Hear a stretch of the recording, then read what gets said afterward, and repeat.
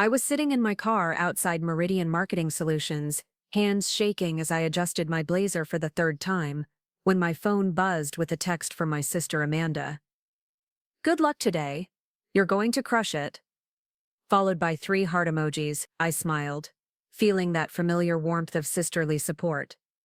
20 minutes later, I walked out of that building, knowing my dream job had just slipped through my fingers, and it had nothing to do with my qualifications. Before we jump back in, tell us where you're tuning. And if this story touches you, make sure you're subscribed, because tomorrow I've saved something extra special for you.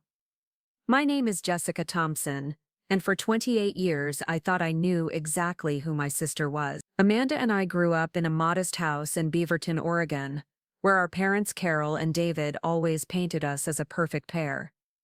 I was the responsible older sister, the one who got straight A's and graduated summa cum laude from Portland State with a marketing degree. Amanda was the creative free spirit, the one who dropped out of art school to find herself and bounced between retail jobs while pursuing her photography dreams. I never minded being the stable one. When Amanda needed money for her camera equipment, I lent it without question. When she went through her messy breakup with Ryan Mitchell last year, I let her crash on my couch for 3 months, listening to her cry about how he never understood her artistic vision.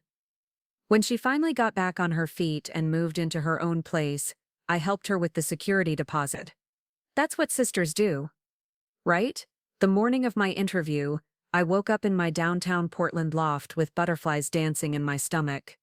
This wasn't just any job interview. Meridian Marketing Solutions was the premier digital marketing firm in the Pacific Northwest, and their senior marketing manager position was everything I'd been working toward for the past 5 years. I'd been following their campaigns for years, studying their innovative approaches to brand storytelling, dreaming of the day I might be part of their team. I'd spent weeks preparing. My portfolio was flawless, showcasing campaigns I'd developed that increased client engagement by over 300%. I'd researched every member of their leadership team, memorized their company values, and practiced my presentation until I could deliver it in my sleep. This interview was my shot at finally proving that all those years of being the dependable, hardworking Thompson sister had been worth it.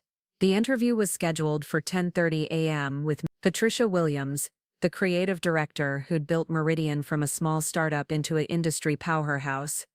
I arrived 15 minutes early wearing my lucky navy blazer and carrying the leather portfolio my parents had given me for my college graduation. The receptionist, a friendly woman with silver hair, smiled as I checked in. "Jessica Thompson for the 10:30 with Ms. Williams," I said, my voice steady despite the adrenaline coursing through my veins. Her smile faltered slightly. She glanced at her computer screen, then back at me with a puzzled expression. "I'm sorry, could you repeat your name?"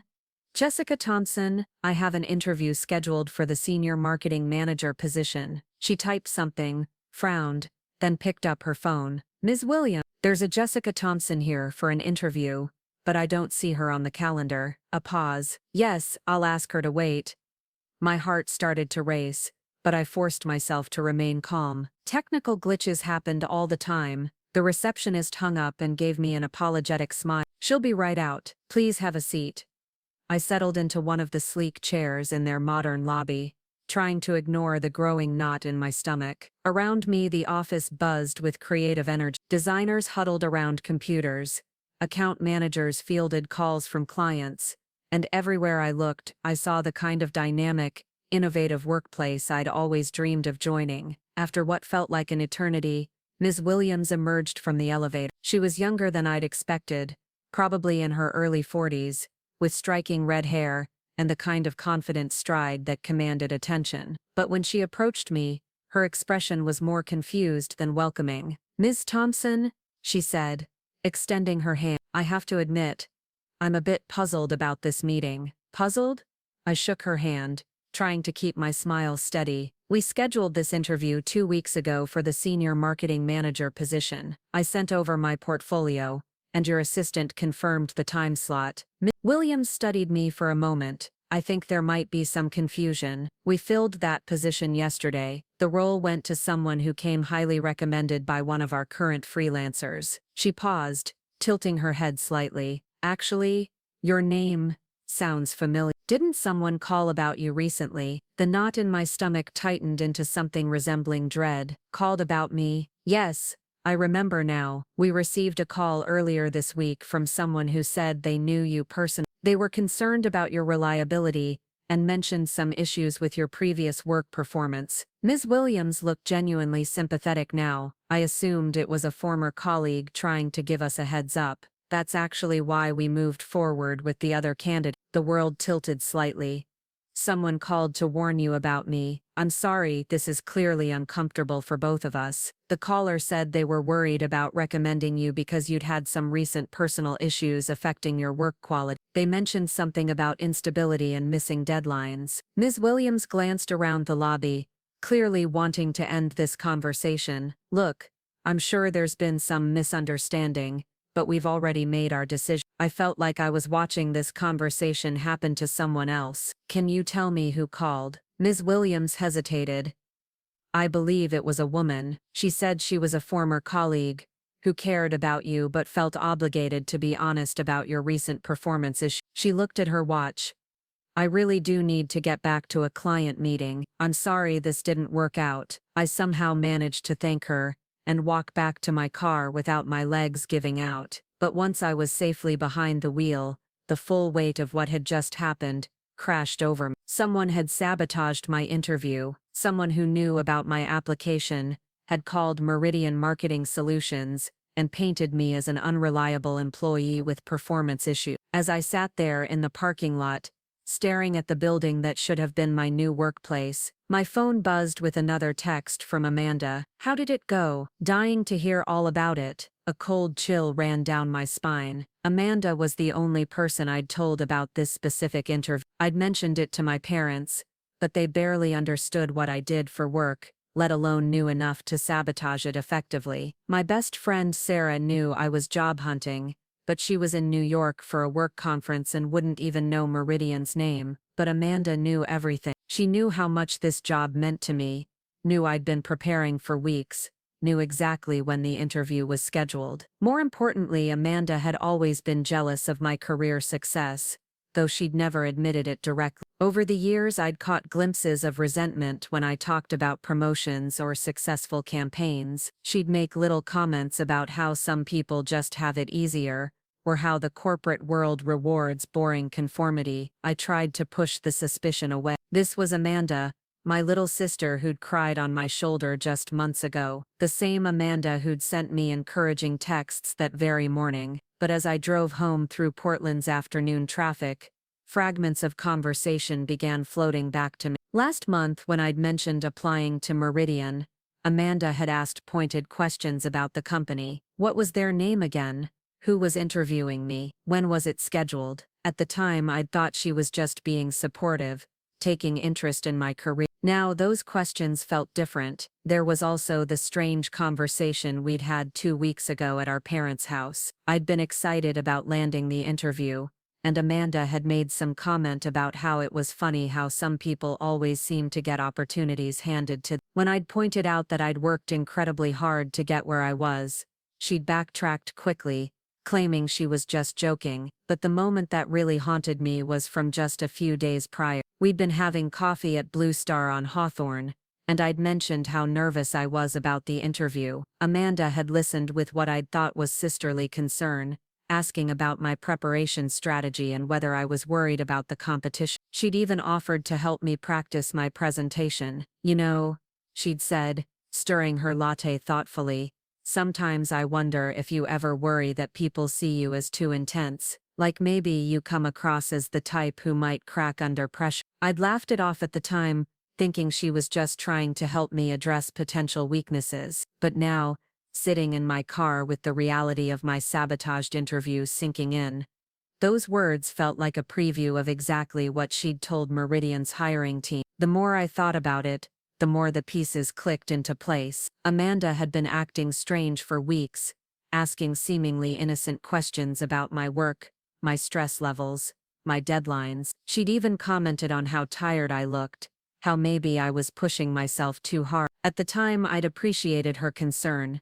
Now I realized she'd been gathering ammunition. That evening, I sat in my loft overlooking the Willamette River, trying to process what felt like a fundamental shift in my understanding of reality. The sister I'd supported through breakups, financial crises, and career changes had actively worked to destroy the biggest opportunity of my professional life. She hadn't just failed to support me, she'd weaponized her knowledge of my dreams against me. I kept replaying William's words about the anonymous caller who'd expressed concern about my reliability and mentioned personal issues affecting my work. That wasn't the language of a random vindictive person. That was the language of someone who knew exactly how to sound credible, someone who understood enough about professional dynamics to craft a believable narrative. Amanda had always been good at manipulation. Growing up, she'd perfected the art of seeming innocent, while stirring up trouble. She'd tell our parents just enough about my teenage activities to get me in trouble while positioning herself as the good daughter who was just concerned about her sister's choices. But I'd thought we'd outgrown those dynamics. I'd thought that as adults,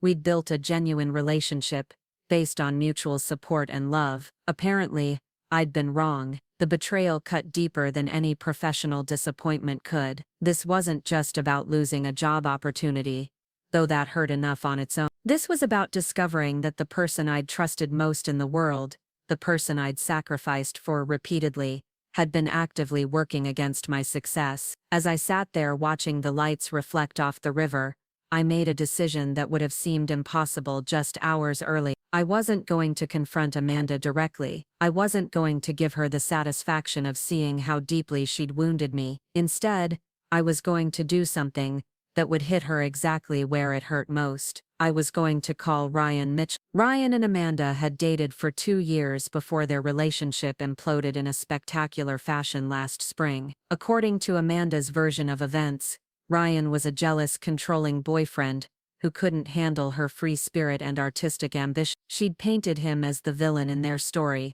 the guy who tried to dim her light because he couldn't shine as brightly. But I'd always suspected there was more to the story. Ryan was a talented graphic designer with his own freelance business, and the few times I'd interacted with him during their relationship, he'd seemed thoughtful and genuine. When Amanda moved out of his apartment and onto my couch, she'd been vague about the specific reasons for their breakup, focusing more on dramatic pronouncements about artistic incompatibility and different life vision. Now, sitting with the fresh wound of Amanda's betrayal, I found myself wondering if Ryan might have a different perspective on my sister's character. More importantly, I wondered if he might be interested in a business proposition that would serve both our interests. I'd been considering hiring an assistant for months. My freelance marketing consultant. Preparing and narrating this story took us a lot of time, so if you are enjoying it, subscribe to our channel.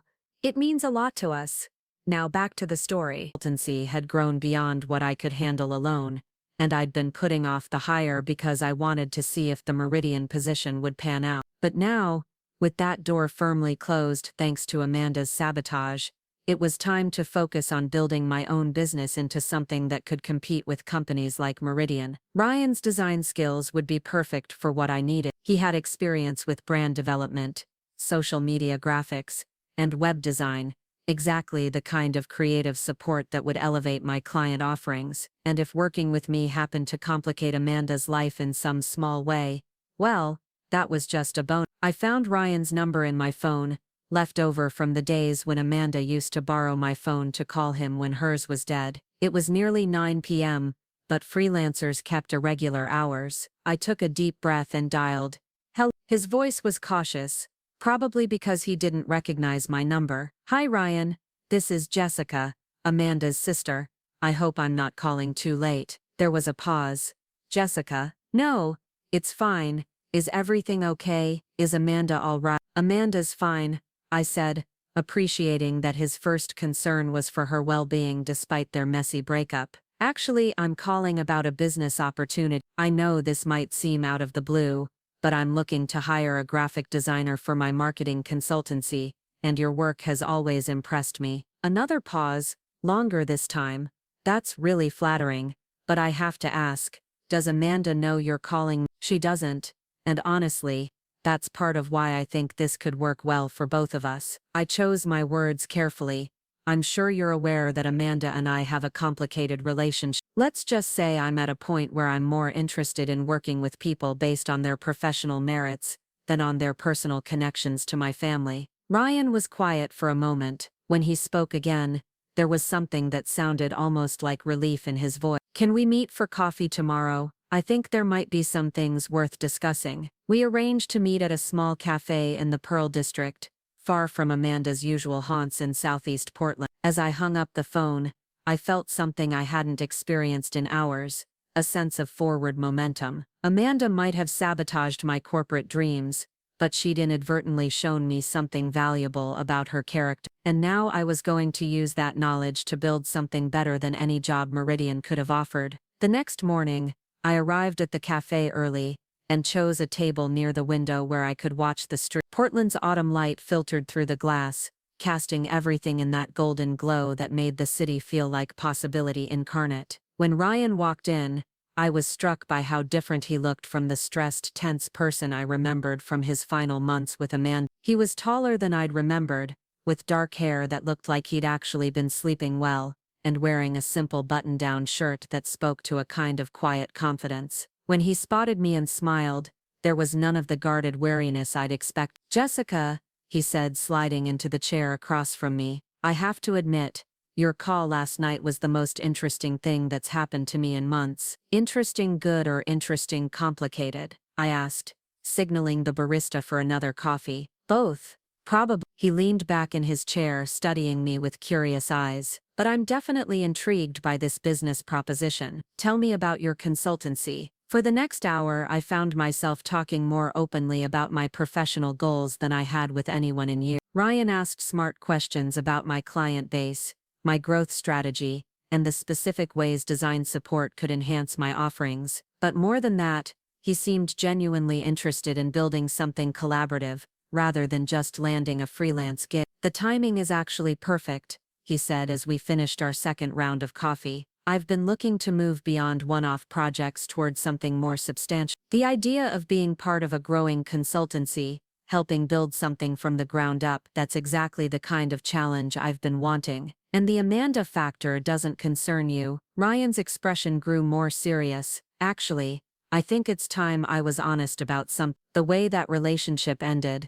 Let's just say I learned some things about Amanda's character that I probably should have recognized earlier." He paused, seeming to choose his words carefully. "She has a way of presenting herself as the victim, while actively working to undermine the people closest. I'm guessing you might have some recent experience with that dynamic." I felt a wave of validation so strong it was almost dizzying. "You could say that. Look, I don't want to speak ill of your sister, and I'm certainly not looking to get revenge or cause drama. But if working together happens to demonstrate that people can move on and build positive relationships after cutting ties with toxic dynamics, well, I think that's a pretty healthy message to send." By the time we left the cafe, we'd outlined the basic structure of our working relation. Ryan would start as a part-time design consultant, with the possibility of expanding to a full partnership as the business grew. We'd work out of my loft initially, with plans to find office space once our client base expanded enough to justify the expense. But more than the professional logistics, I'd found something I hadn't expected: a genuine connection with someone who understood exactly what it felt like to discover that Amanda wasn't the person she pretended to be. Ryan didn't need me to explain the subtle ways she could manipulate situations or the exhausting dynamics of always being the one who gave more than she received. He'd lived it. As we shook hands outside the cafe, Ryan smiled with what looked like genuine excitement. "I think this is going to be really good for both of us," he said. "And who knows, maybe Amanda will finally learn that actions have consequences." I walked home feeling lighter than I had in months. Amanda had tried to destroy my opportunities, but instead, she'd pushed me towards something potentially much better. My own business, a talented collaborator who understood both my professional goals and my family dynamics, and the sweet satisfaction of knowing that her sabotage had ultimately backfired. That afternoon, I sat down at my laptop and started drafting emails to potential clients, this time with the confidence that came from having a real plan and a reliable partner. Amanda might have thought she was clever orchestrating my professional downfall from the shadow, but she'd underestimated something crucial about who I was. I wasn't the same pushover sister who'd always absorbed her jealousy and manipulation without fighting back. I was someone who knew how to turn betrayal into opportunity, someone who could build something better from the ashes of other people's sabotage. And tomorrow, when Amanda inevitably found out about my new business partnership with her ex-boyfriend,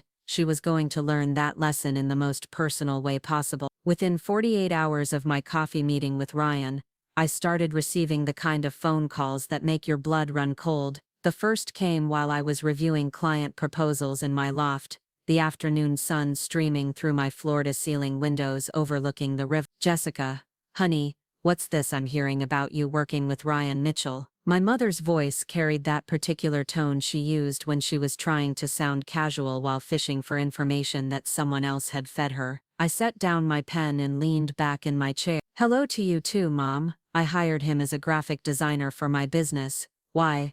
"Well, Amanda called this morning absolutely beside herself. She said you're deliberately trying to hurt her by involving her ex-boyfriend in your work." Mom's voice grew more strained. "She's really upset, Jet. She thinks you're being vindictive." The word vindictive hit me like a slap. Here I was, trying to build my business after Amanda had actively sabotaged the biggest opportunity of my career, and somehow I was the villain in this story. "Did Amanda mention why I might be hiring additional help for my consultancy?" "She said something about you not getting some job you wanted, but honey, that's no reason to drag Ryan into family business. You know how hard their breakup was on her." I felt that familiar sensation of being gaslit by my own family, the way conversations with my mother always seemed to twist reality until I was somehow responsible for everyone else's feelings. "Mom, did Amanda tell you anything else about that job I didn't get?" "Just that you've been stressed lately and maybe you came across as too intense in the interview. She's worried about you, sweetheart.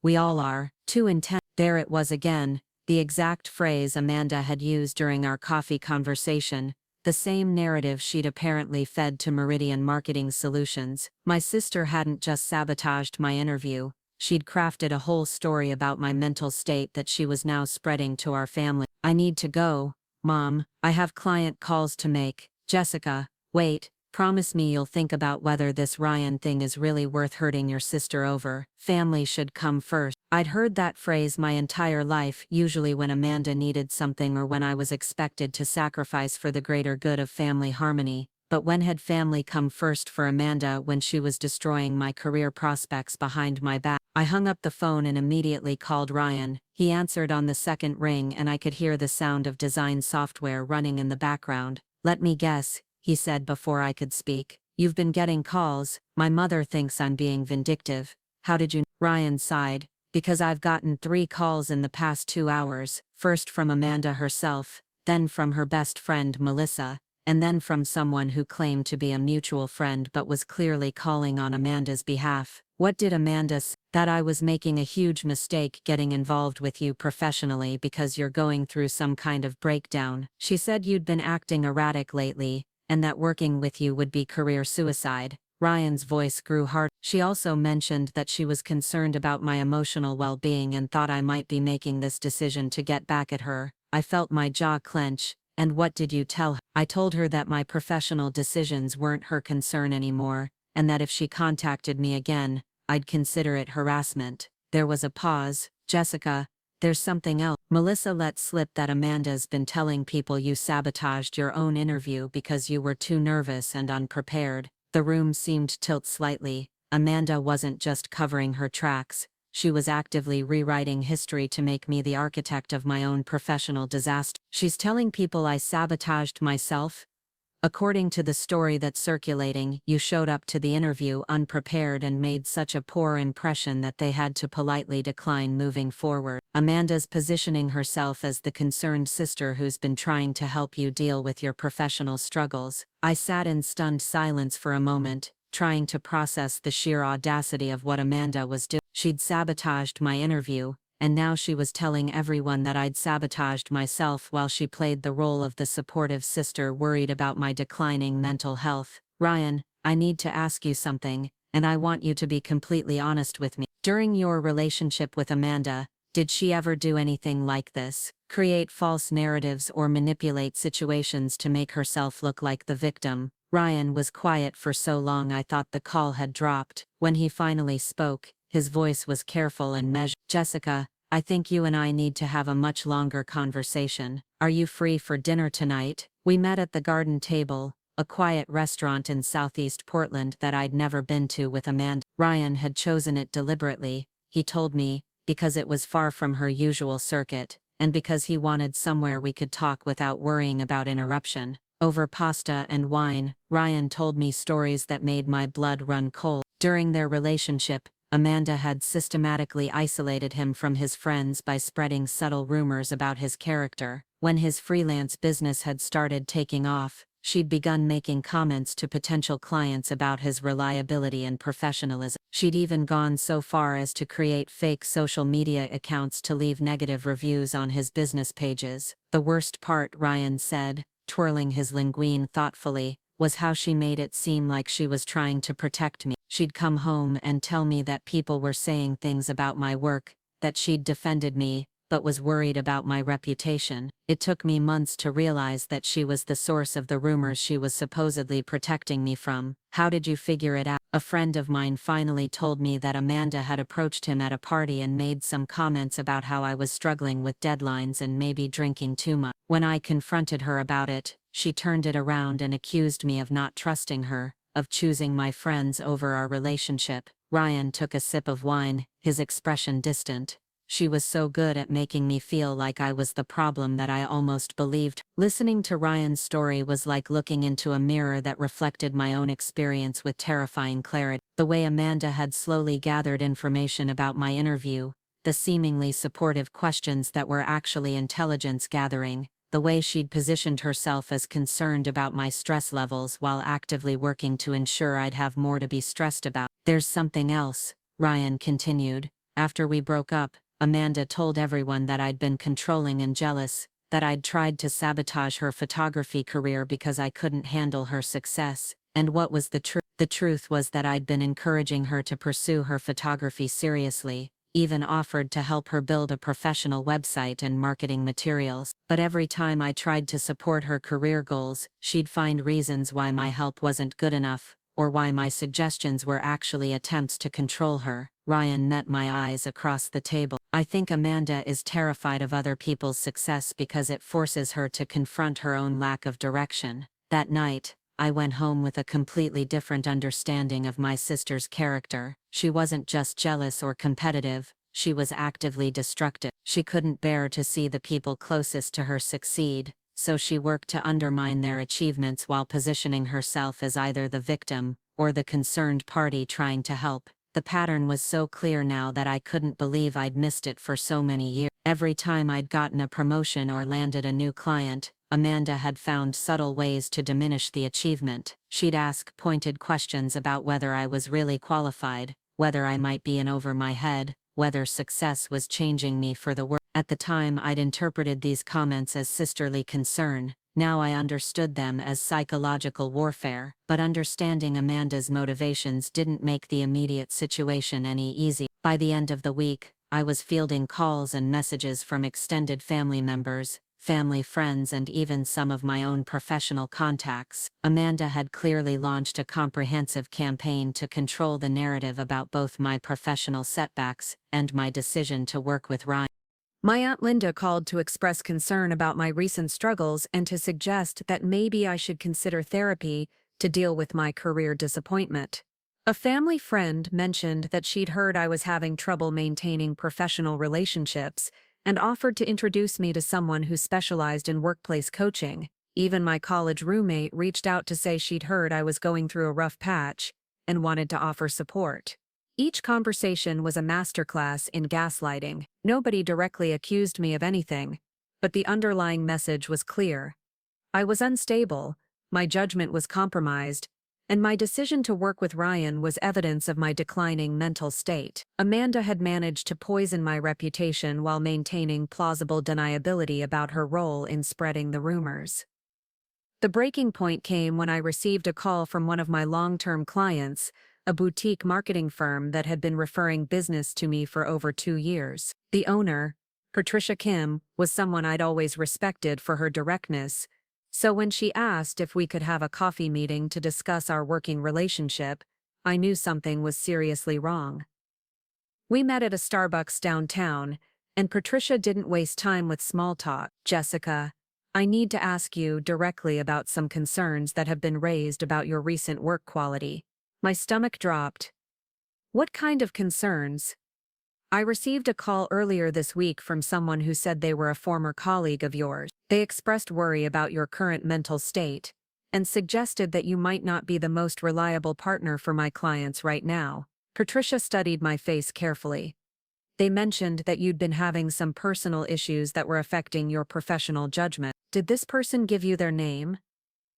"They said they preferred to remain anonymous because they cared about you and didn't want to damage your reputation further, but felt obligated to warn people who might be put in a difficult position by your current instability." The room felt like it was spinning.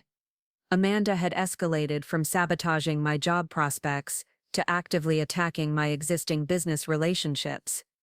She wasn't content to have cost me the Meridian position. She wanted to destroy my entire livelihood. "Patricia, I need you to know that I've never been more focused or stable in my professional life. If someone called to suggest otherwise, they were deliberately trying to damage my business relationships." I kept my voice steady, but inside I was screaming. "I think I know who made that call, and it wasn't a concerned colleague." Patricia looked uncomfortable. "I have to admit, the call struck me as odd. The person seemed to know an unusual amount of detail about your personal life for a former colleague, and some of their concerns seemed more personal than professional. Did they mention anything specific about my work quality? Or was it all about my supposed mental state?" "Now that you mention it, they couldn't point to any specific work issues. It was all vague concerns about your emotional stability and suggestions that I should be careful about associating my clients with your current projects." Patricia leaned forward. "Jessica, your work for us has been consistently excellent. But I had to bring this to your attention, because if someone is actively trying to damage your reputation, you need to know about it." That afternoon, I sat in my loft staring out at the Willamette River and made a decision that would have seemed impossible just weeks earlier. I wasn't going to continue playing defense against Amanda's attack. I wasn't going to keep absorbing her sabotage while hoping that family loyalty would eventually win out. I was going to fight back, and I was going to use the one weapon that Amanda hadn't anticipated, the truth. I opened my laptop and began crafting an email to every professional contact I had, every family member who'd called with concerns, and every mutual acquaintance who'd reached out with offers of help for my supposed breakdown. The email was calm, factual, and devastating in its simplicity. I explained that someone close to me had been spreading false information about my mental health and professional competence in an attempt to damage my business relationship. I provided specific examples of the rumors that had been circulating and offered to provide documentation of my actual work quality to anyone who had concern. I also mentioned that I'd recently discovered that this same individual had sabotaged a major job opportunity by providing false information to the hiring company. Most importantly, I made it clear that I was not having a breakdown, was not professionally unstable, and was certainly not in need of intervention or therapy. I was, however, in the process of setting boundaries with toxic family members and would appreciate if people would come to me directly rather than listening to secondhand reports about my well-being. Before I could second-guess myself, I hit send and watched the email disappear into the digital ether. Then I called Ryan to let him know what I'd done. "Good," he said immediately. "It's about time someone called her out publicly." "I'm terrified," I admitted. "This is going to blow up my family." "Jessica, your family was already blown up. Amanda made sure of that when she decided to destroy your career. You're just refusing to pretend everything is normal anymore." That evening, my phone began ringing almost immediately. The first call was from my mother, and her voice was shaking with anger. "Jessica, Marie Thompson, what have you done?" Amanda just called me sobbing. She said, "You've accused her of sabotaging your career and that you've sent some horrible email to everyone we know." "Mom, I sent an email explaining that someone has been spreading false rumors about my mental health and professional competence. I didn't name Amanda specifically. Don't you dare try to twist this around. Amanda has been nothing but supportive of you. And this is how you repay her, by making her look like some kind of villain. I felt that familiar surge of frustration that came with trying to explain reality to someone who preferred Amanda's version of events. Did Amanda tell you that she called Meridian Marketing Solutions before my interview and told them I was unreliable and having personal issues? That's ridiculous. Amanda would never do something like that. Then how do you explain the fact that they specifically mentioned receiving a call from a woman who claimed to be a former colleague warning them about my instability? There was a long pause. When my mother spoke again, her voice was different, less certain. Maybe it was someone else. Maybe you made a bad impression and you're looking for someone to blame. Mom! Amanda was the only person who knew the specific details about my interview timing and the company name. She was also the only person who'd been making comments about me being too intense and potentially unstable. I don't want to hear any more of this. Amanda is your sister, and I will not have you destroying her reputation over some job you didn't get. What about my reputation, Mom? What about the fact that she's been calling my clients and telling them I'm having a breakdown? I think you need to take some time to calm down and think about what kind of person you want to be. My mother said, her voice cold. The Jessica I raised would never turn on her family like this. She hung up before I could respond, leaving me sitting in the gathering darkness of my loft, wondering how I'd become the villain in a story where I was clearly the victim. But even as my family closed ranks around Amanda, something unexpected began to happen. I started receiving responses to my email that restored my faith in human nature and professional relationships. Patricia Kim was the first to respond, and her message was brief but supportive. Thank you for clarifying the situation. Your work speaks for itself, and I'm sorry you've had to deal with this kind of unprofessional behavior from someone in your personal life. Other professional contacts followed with similar messages. Several people mentioned that the anonymous call about my supposed instability had struck them as suspicious, and they were grateful to have the real story. 2 potential clients who'd been hesitant to move forward with projects suddenly confirmed their interest, mentioning that they'd heard concerning rumors but were glad to know they were unfounded. Most surprisingly, I began hearing from people in Amanda's own social circle. Her former coworker at the boutique reached out to say that Amanda had been making negative comments about my career for months, and she'd always wondered if there was more to the story. A mutual friend from college mentioned that Amanda had a pattern of speaking negatively about successful people in her life, always with the caveat that she was worried about them. Ryan had been right about one thing. Amanda's reputation for manipulation was apparently more well known than I'd realized. People had been giving her the benefit of the doubt, but my email had given them permission to acknowledge what they'd been seeing all along. The most validating response came from an unexpected source, Marcus Webb, a designer who'd worked with Amanda on a photography project the previous year. His email was longer than the others, and more detailed about his experience with my sister. Jessica, I wanted to reach out because your email helped me understand something that happened to me last year. I collaborated with Amanda on a project for a local nonprofit, and everything seemed to go well initially. But toward the end of the project, I started hearing from other people in the arts community that Amanda had been expressing concerns about my professionalism and work quality. When I asked her about it directly, she claimed she'd been defending me against criticism from others. Marcus went on to explain that he'd later discovered Amanda had been the source of the negative comments she'd claimed to be defending him against,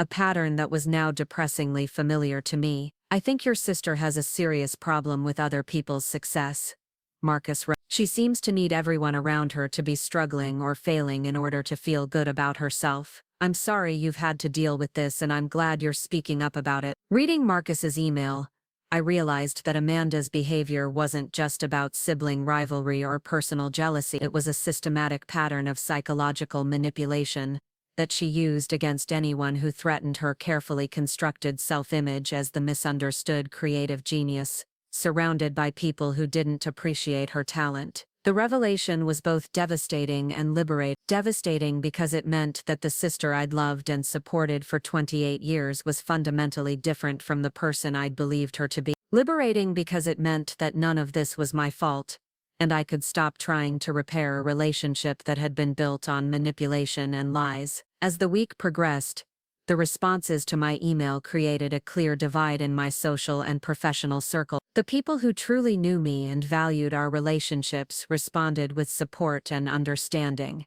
The people who preferred drama and gossip, or who had their own complicated relationships with truth, sided with Amanda's version of events. My father called to express his disappointment in my public airing of family business, but he couldn't provide any alternative explanation for how a potential employer had received detailed negative information about me that only Amanda possessed. My younger cousin Emma, who'd always looked up to Amanda as a free-spirited role model, sent a scathing text about how I was jealous of Amanda's creativity and trying to destroy her reputation out of spite. But for every family member who chose to believe Amanda's narrative, there was a professional contact who thanked me for my honesty, a friend who mentioned they'd always found Amanda's behavior questionable, or a former colleague who shared their own story of being undermined by someone they'd trusted. The most unexpected support came from Sarah Chen, my best friend who'd been traveling for work when the initial drama unfolded. When she returned to Portland and caught up on everything that had happened,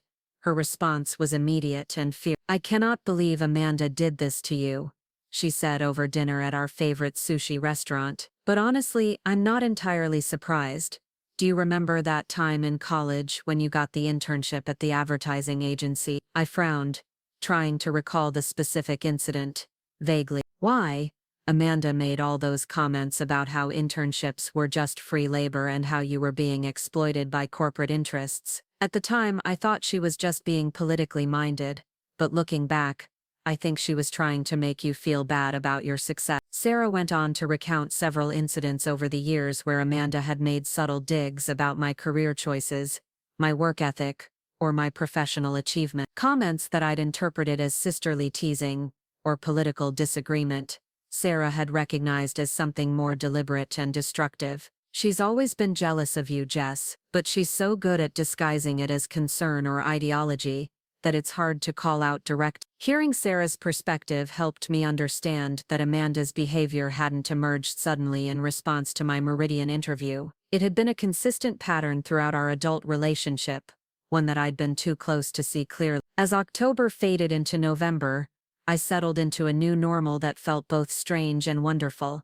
My business partnership with Ryan was thriving beyond my initial expectation. His design skills complemented my marketing expertise perfectly, and clients were responding enthusiastically to our collaborative approach. More importantly, working with Ryan had taught me what it felt like to have a professional relationship built on mutual respect and genuine support. When I landed a major client, Ryan celebrated my success without any hint of resentment or competition. When he completed a particularly challenging design project, I promoted his work on social media and referred him to potential solo clients without worrying that his success would somehow diminish my own. The contrast with my relationship with Amanda was stark and illuminating. I'd spent years walking on eggshells around my sister's fragile ego, downplaying my achievements and minimizing my ambitions to avoid triggering her jealousy. I'd thought I was being a good sister, but I'd actually been enabling her destructive behavior while stunting my own growth. Working with Ryan also gave me insight into what Amanda's ex-boyfriend had endured during their relationship. I could see how her subtle undermining could slowly erode someone's confidence and professional relationship. The fact that Ryan had emerged from that experience with his integrity and ambition intact spoke to a strength of character that I found both attractive and inspiring. Not that I was thinking about Ryan romantically. We were business partners with a shared understanding of Amanda's toxicity, and I was careful to keep our relationship professional. But I couldn't deny that spending time with someone who appreciated my drive and competence, rather than feeling threatened by it, was a refreshing change from the family dynamics I'd grown up with. By Thanksgiving, the immediate crisis had settled into a new equilibrium. Amanda had stopped actively sabotaging my business relationships, though whether this was because her efforts had backfired, or because she'd simply moved on to other targets, I couldn't say. My parents had settled into a cold politeness that made family gatherings uncomfortable but not impossible. The price of standing up to Amanda had been steep,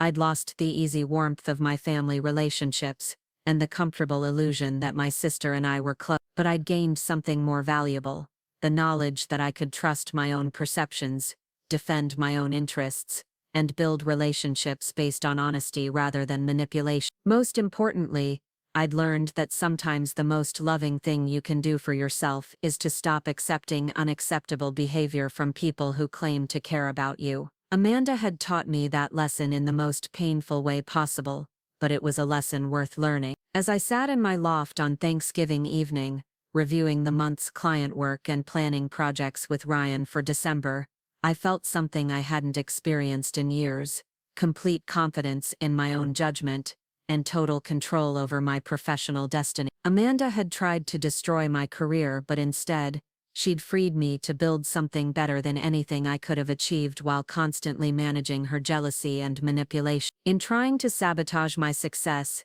she'd inadvertently given me the greatest gift possible: the motivation to stop settling for less than I deserved. And tomorrow, Ryan and I had a meeting with a potential client who could triple our monthly revenue. Amanda's sabotage had taught me to value people who celebrated my victories, rather than undermining them, and now I was surrounded by exactly those kinds of relationships. Sometimes the best revenge really is living well, and I was finally ready to live very well.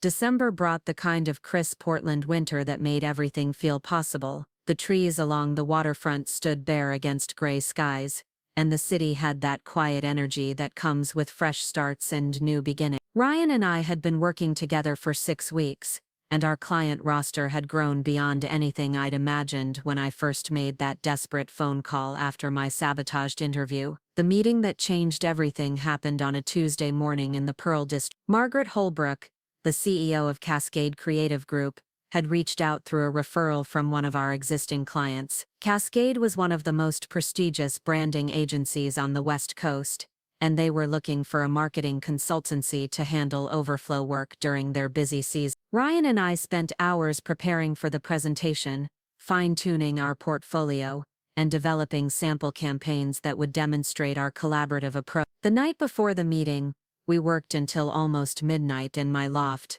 surrounded by design mock-ups and strategy documents, fueled by takeout Thai food and the kind of focused energy that comes when you know you're on the verge of something significant. This could be the account that establishes us as a serious player in the Portland market, Ryan said, leaning back in his chair and surveying the materials spread across my dining table. If we land Cascade, we'll have the credibility to pitch to anyone. I nodded, feeling a mixture of excitement and nervousness that reminded me of how I'd felt before the Meridian interview. But this time was different. This time I wasn't walking into a situation that had been sabotaged before I even arrived. This time I had a partner who understood both my professional capabilities and the toxic dynamics I'd escaped. The Cascade offices occupied the top 3 floors of a renovated warehouse building, with exposed brick walls and floor-to-ceiling windows that offered panoramic views of the city. Margaret Holbrook met us in the lobby, a woman in her 50s with silver hair, and the kind of confident presence that spoke to decades of successful business dealings. "Jessica, Ryan, welcome to Cascade. I've heard excellent things about your collaborative approach." Margaret led us to a conference room where 2 other executives were waiting. "I'd like you to meet David Chen, our creative director, and Lisa Rodriguez, our head of strategy." The presentation went flawless. Ryan's design work elevated my strategic concepts, while my marketing insights provided context for his creative decisions. We moved through our sample campaigns, with the kind of seamless collaboration that only comes when 2 professionals genuinely respect each other's expertise. "Impressive," David said when we finished. "I particularly like how you've integrated brand storytelling with data-driven targeting. It's exactly the kind of sophisticated approach our clients are demanding." Margaret leaned forward, her expression thoughtful. "We've been looking for a consultancy that can handle complex projects without constant oversight. Based on what I've seen today, I think you might be exactly what we need." Lisa nodded in agreement.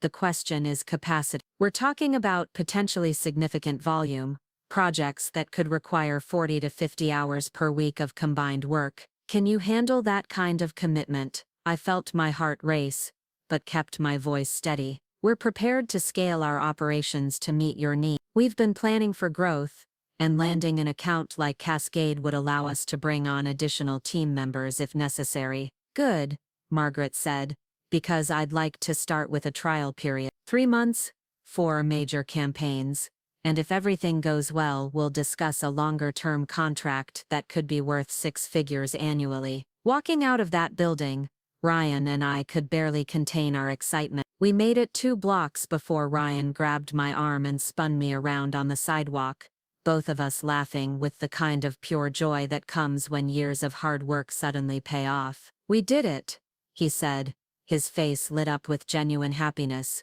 "We actually did it." "We did," I agreed, feeling like I might float away with excitement.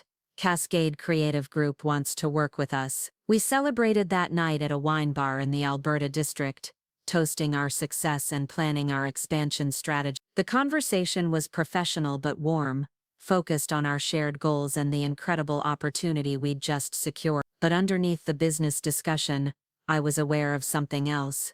The way Ryan's eyes lit up when he talked about our future projects, the genuine pride he took in my strategic insights, the comfortable way we'd learned to work together. I pushed those thoughts aside, reminding myself that mixing business with personal feelings was exactly the kind of mistake that could complicate everything we'd built. But I couldn't deny that working with someone who celebrated my successes rather than undermining them had been revelatory in ways that went beyond professional satisfaction. The first sign that our happiness wouldn't go unnoticed came the next morning. I was reviewing contracts in my home office when my phone rang with a number I didn't recognize. "Is this Jessica Thompson?" The voice was unfamiliar, young and nervous. "Yes, who's calling?"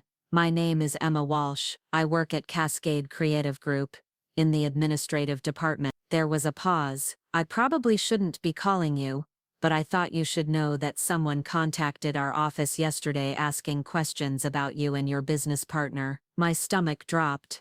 "What kind of questions?" "A woman called claiming to be a former colleague of yours. She said she was concerned about a potential business relationship between her current employer and your consultancy. She asked about the specific projects you'd be working on and mentioned that you might not be the most reliable partner." I closed my eyes, feeling the familiar sensation of Amanda's manipulation reaching into yet another area of my life. "Did she give her name?" "She said her name was Amy Thompson, and that she worked in marketing for a company that had considered hiring you but decided against it due to reliability concerns." Emma's voice grew more confident. "But here's the thing, Miss Thompson. I've been working in this industry for 5 years, and something about the call felt off. Former colleagues don't usually track down potential business partnerships to warn people, especially not with such vague concerns." "What did your office tell her?" "Nothing substantial. Margaret doesn't discuss client relationships with random callers, and we have policies about protecting partner information. But I wanted you to know because the woman seemed to have very specific knowledge about your meeting with us, information that wouldn't be publicly available." I thanked Emma for the call and immediately reached out to Ryan. He answered on the first ring, and I could hear the tension in his voice even before he spoke. "Let me guess," he said. "You got a concerning phone call about someone asking questions." "Cascade. You too." 3 different people from my freelance network called this morning. Apparently, someone's been reaching out to designers I've worked with, asking about my professional reputation, and suggesting that I might be involved in some kind of unstable business situation. We met for coffee an hour later, and Ryan's expression was grim as he recounted the calls he'd received. Amanda hadn't just targeted Cascade, she'd systematically contacted people throughout Ryan's professional network, spreading the same narrative about instability and reliability concerns that she'd used against me. "She's escalating," Ryan said, stirring his coffee with more force than necessary. "It's not enough that she sabotaged your original interview and tried to damage your existing relationships. Now she's trying to destroy the new business we've built together. The question is why now?" I said. "We've been working together for 6 weeks. Why wait until we land our biggest client to start this campaign?" Ryan's expression grew thoughtful. "I think I know. Yesterday, after we left Cascade, I posted on Instagram about landing a major new client. I tagged you in the post and mentioned how exciting it was to be building something with such a talented partner. I felt a chill of understanding. Amanda saw the post. She still follows me on social media even though we broke up almost a year ago. She would have seen that we're not just working together, we're succeeding together. Ryan met my eyes across the table. I think that's what triggered this escalation. It's one thing for you to hire me as a designer, but seeing us celebrate a major business victory together probably felt like the ultimate betrayal. The realization that Amanda was monitoring our professional relationship through social media was deeply unsettling. It suggested a level of obsession and vindictiveness that went beyond sibling rivalry or even jealousy over an ex-boyfriend. Amanda was actively tracking our success and working to undermine it whenever we achieved significant milestones. We need to document everything, I said. Every call, every conversation, every attempt to damage our professional relationships. If this continues, we might need to consider legal action. Ryan nodded grimly. I've already started keeping records. But Jessica, there's something else we need to discuss. Emma from Cascade took a risk by calling you directly. She could get in trouble for sharing information about inquiries to her company. The fact that she felt compelled to warn you suggests that Amanda's approach was particularly manipulative. That afternoon, I called Margaret Holbrook directly. It was a calculated risk, addressing Amanda's sabotage attempt head-on, rather than hoping it would go unnoticed. But I'd learned that transparency was more effective than silence when dealing with my sister's manipulation. Margaret, I wanted to reach out about a phone call your office received yesterday from someone claiming to be a former colleague of mine. Yes, Margaret's voice was crisp and professional. We did receive such a call. I was actually planning to mention it to you at our next meeting. I want to be completely transparent with you about the situation. The person who called was most likely my sister, who has been systematically trying to damage my professional relationships for the past several months. I spent the next 15 minutes explaining the history of Amanda's sabotage, from the Meridian interview to the attempts to damage my existing client relationships. I kept the explanation factual and professional, focusing on the pattern of interference rather than the personal betrayal. I see, Margaret said when I finished. That explains why the call felt so unusual. The woman had very specific information about our meeting with you, but her concerns were remarkably vague and seemed more personal than professional. I understand if this situation makes you uncomfortable about working with us. I want to assure you that we've taken steps to protect our business relationships, but I also want you to have all the information you need to make decisions about our partnership. The call ended with our Cascade partnership intact, and my respect for Margaret's business acumen significantly increased. But the incident had clarified something important. Amanda's sabotage was no longer a family issue that could be managed through private conversations or email clarifications. It had become a serious threat to my livelihood that required more decisive action. That evening, Ryan and I met with a lawyer who specialized in business protection and harassment cases. Jennifer Martinez had been recommended by one of my clients, and her office in downtown Portland reflected the kind of serious professionalism we needed. What you're describing constitutes tortious interference with business relationships, Jennifer said after reviewing the documentation we'd compiled. Your sister is deliberately trying to damage your professional contracts and partnerships through false statement. Depending on the extent of the damages, you could have grounds for both civil action and potentially criminal harassment charges. What would we need to prove in court? Ryan asked. Intent, false statements, and demonstrable damages to your business relationship. From what you've described, you have evidence of all three. Jennifer leaned back in her chair. The question is whether you want to pursue legal action or if you'd prefer to start with a cease and desist letter that makes clear you're prepared to take legal action if the behavior continues. I thought about Amanda receiving legal documents, about the family explosion that would inevitably follow, about the months or years of legal proceedings that might be required to stop her behavior definitively. Then I thought about the Cascade account, about the business Ryan and I were building, about all the future opportunities that Amanda might sabotage if I didn't take decisive action. Let's start with the cease and desist letter, but I want it to be comprehensive and make clear that any further interference will result in immediate legal action. Jennifer nodded. I'll draft something that covers all forms of business interference, including contacting your clients, spreading false information about your professional competence, and any attempts to damage your business partnerships. We'll send it certified mail and keep copies for our record. 2 days later, Amanda received a legal document that spelled out exactly what she'd been doing and exactly what would happen if she continued. Jennifer had crafted the letter to be professional but unmistakably serious, making clear that we had documented evidence of Amanda's interference and were prepared to pursue damages if necessary. The response was immediate and explosive. My mother called within hours of Amanda receiving the letter, her voice shaking with anger and disbelief. Jessica, how could you do this to your own sister? Amanda is devastated. She says you've accused her of trying to ruin your business, and now you've gotten lawyers involved like she's some kind of criminal. Mom, Amanda has been systematically contacting my clients and business partners to spread false information about my professional competence. She sabotaged my interview at Meridian, and now she's trying to damage the business I've built with Ryan. That's ridiculous. Amanda wouldn't do anything like that. She's been worried about you getting involved with Ryan because she thinks he's manipulating you, but she would never try to hurt your career. The gaslighting was so complete and so familiar that I almost laughed. Mom, we have documented evidence of Amanda's calls to multiple companies. We have witnesses who can testify about what she said and when she said it. I don't believe any of this. And even if Amanda did make some phone calls, it was only because she cares about you and she's worried about the decisions you've been making. Calling my clients to tell them I'm mentally unstable isn't caring, Mom.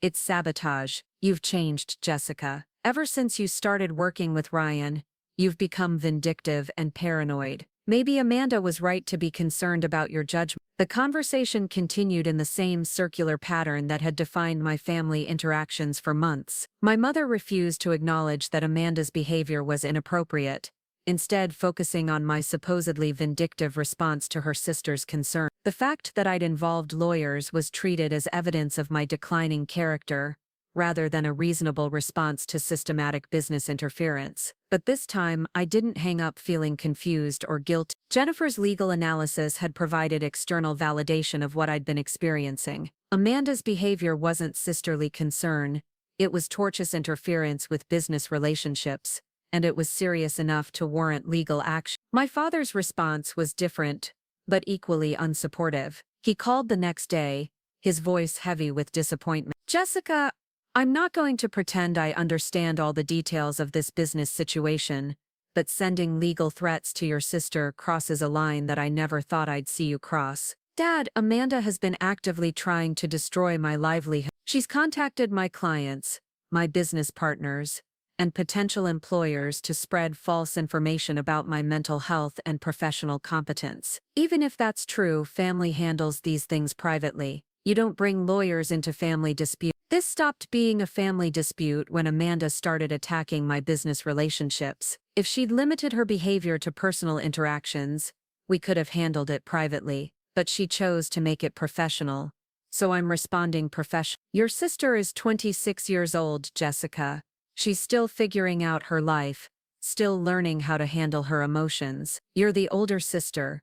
You're supposed to be the mature one. The familiar expectation that I should absorb Amanda's destructive behavior because I was older, more successful, more stable, felt like a weight I'd been carrying my entire life. But for the first time I recognized it as fundamentally unfair and refused to accept it. Dad, Amanda is an adult who made deliberate choices to damage my professional relationships. Her age doesn't excuse behavior that could have destroyed my livelihood. I'm disappointed in both of you, but I'm especially disappointed in you for choosing legal action over family loyalty. The call ended with the same cold distance that had characterized my family relationships since I'd first stood up to Amanda's manipulation. But instead of feeling guilty or conflicted, I felt a strange sense of relief. My parents' response had clarified something important.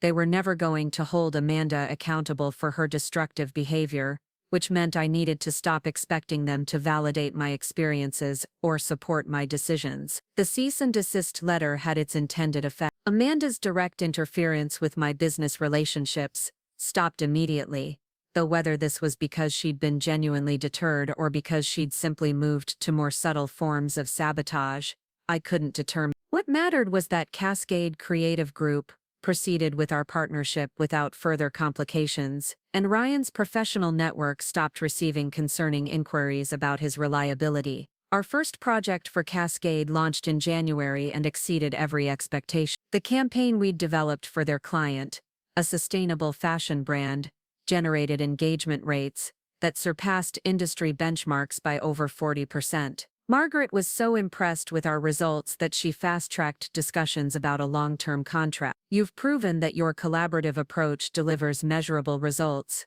she said during our quarterly review meeting. "I'd like to discuss expanding our partnership and potentially bringing you on as our preferred external consultancy for strategic campaigns." The contract that followed was worth more than I'd earned in my previous job at the marketing firm where I'd worked before going freelance. More importantly, it established Ryan and me as a legitimate player in Portland's competitive marketing landscape. We were no longer just a small consultancy trying to prove ourselves.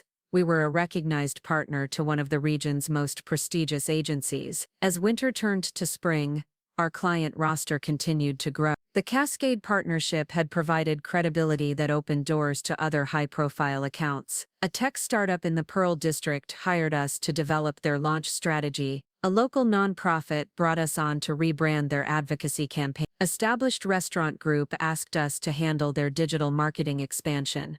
Each success felt like vindication, proof that Amanda's attempts to sabotage my career had ultimately failed. But more than that, building the business with Ryan had taught me what professional relationships could look like when they weren't complicated by jealousy, manipulation, or the expectation that one person's success diminished the other's achievement. Ryan celebrated my strategic victories with genuine enthusiasm, promoted my expertise to potential clients, and consistently gave me credit for the ideas that drove our campaign's success. When he completed particularly innovative design work, I made sure our clients understood his creative contributions and recommended him for solo projects that could enhance his individual reputation. The contrast with my family dynamics was stark and illuminating. I'd spent 28 years managing Amanda's jealousy and insecurity, downplaying my achievements to avoid triggering her resentment, accepting her subtle undermining as the price of maintaining our relationship. Working with Ryan had shown me what it felt like to have a professional partner who genuinely wanted me to succeed. By April,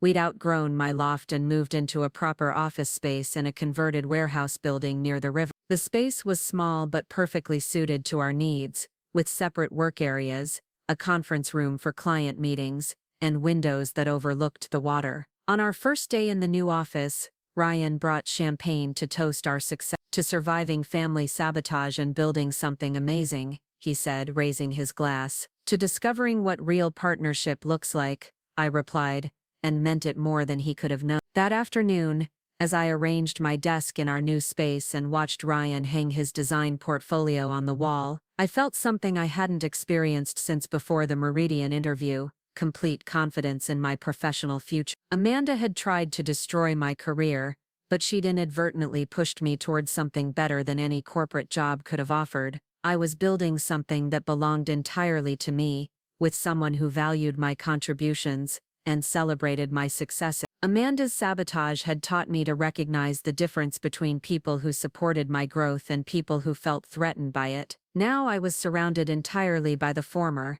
and it felt like coming home to a version of myself I'd never been allowed to be. The knock on our office door that afternoon was soft but persistent. I looked up from my computer to see a young woman with familiar dark hair standing in our hallway, visible through the glass panel beside our entrance. I opened the door to find Amanda's college roommate, Michelle, looking nervous and uncertain. "Hi Jessica, I hope it's okay that I stopped by.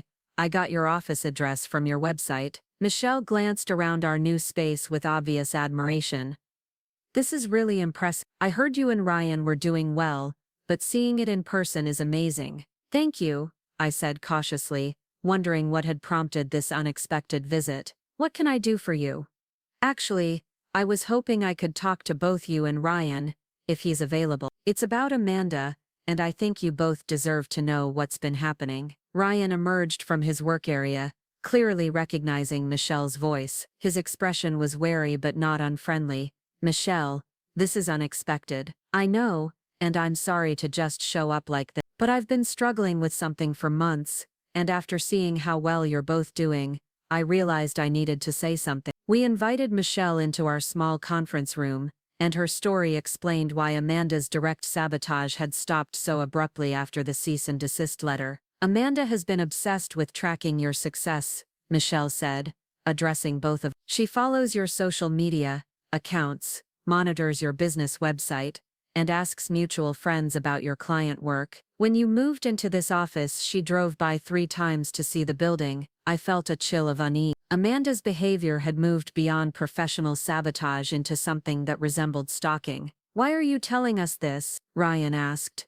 "Because she's been trying to get me and other people to help her find new ways to undermine your business. She can't make direct contact because of the legal letter, so she's been asking friends to make inquiries or spread rumors on her behalf." Michelle went on to explain that Amanda had approached several mutual acquaintances with request to casually ask about my mental health, to express concerns about Ryan's influence over my business decisions, or to suggest that our rapid success seemed suspicious and might not be sustainable. "I've been refusing to get involved, but Amanda has become increasingly desperate and erratic. She talks about you both constantly, and it's not healthy. I think she needs professional help, but she's convinced that you're the problem, and that everything would be fine if she could just make your business partnership fail." The revelation that Amanda was actively recruiting other people to continue her sabotage campaign was deeply disturbing. It suggested that the cease and desist letter had only forced her to become more creative in her approach, rather than stopping her behavior entirely. "Has she asked you to do anything specific recently?"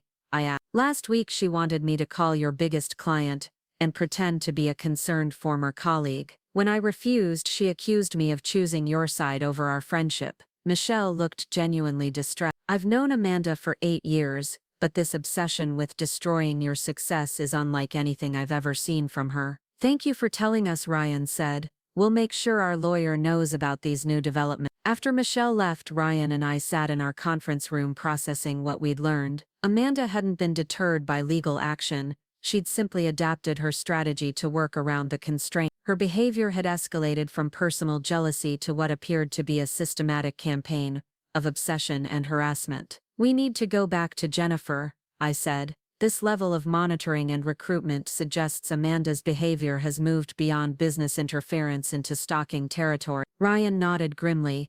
"The fact that she's driving by our office and trying to recruit mutual friends to help her sabotage us shows this isn't going to stop on its own." That evening, I called Jennifer Martinez and described Michelle's revelations about Amanda's ongoing surveillance and recruitment efforts. Jennifer's response was immediate and serious. "What you're describing constitutes a pattern of stalking and harassment that goes well beyond our original business interference claim. The fact that she's monitoring your location, recruiting others to gather information about you, and obsessively tracking your success suggests we need to consider more serious legal remedies, such as a restraining order that would legally prohibit her from contacting you, your business partners, your clients, or anyone connected to your professional activities. We'd also want to include provisions about physical proximity to your office and residence." The thought of getting a restraining order against my own sister felt surreal and devastating, but the alternative, allowing Amanda to continue her campaign of obsession and sabotage indefinitely, was worse. "Let's do it," I said. "I want my life back, and I want to protect the business Ryan and I have built." As I hung up the phone and looked out at the Portland skyline from our office windows, I felt a mixture of sadness and determination. Amanda had pushed our conflict far beyond the realm of family drama into something that required legal intervention, but for the first time since this whole ordeal began, I felt like I was finally taking control of the situation, rather than simply reacting to her attack. Tomorrow, Jennifer would begin the process of filing for a restraining order that would legally prohibit Amanda from interfering with my life and business. It wasn't the resolution I would have chosen, but it was the consequence Amanda had earned through her own choices. And in the meantime, Ryan and I had a business to run, clients to serve, and a future to build. Amanda's obsession with destroying our success had become the very thing that proved how much we'd accomplished, despite her effort. Sometimes the best response to someone's attempt to limit your potential is to exceed every expectation they thought you couldn't meet. We were doing exactly that, one successful client campaign at a time. The restraining order hearing was scheduled for a Tuesday morning in May, exactly 7 months after Amanda had sabotaged my Meridian interview. I sat in the Multnomah County Courthouse waiting room, wearing my most professional suit and clutching a folder containing months of documented evidence of my sister's harassment campaign. Jennifer Martinez sat beside me, reviewing her notes one final time. Remember, the judge will want to see a clear pattern of behavior that constitutes harassment and poses a threat to your safety or livelihood. We have excellent documentation, but Amanda will likely try to portray this as a family dispute that got out of hand. Across the hallway, Amanda sat with a lawyer I didn't recognize, a middle-aged man in an expensive suit who kept gesturing as he spoke to her in low tones. She looked smaller than I remembered, her usual confident demeanor replaced by something that appeared to be genuine anxiety. For a moment I felt a flicker of the old protective instinct I'd always had toward my younger sister. Then I remembered the months of systematic sabotage,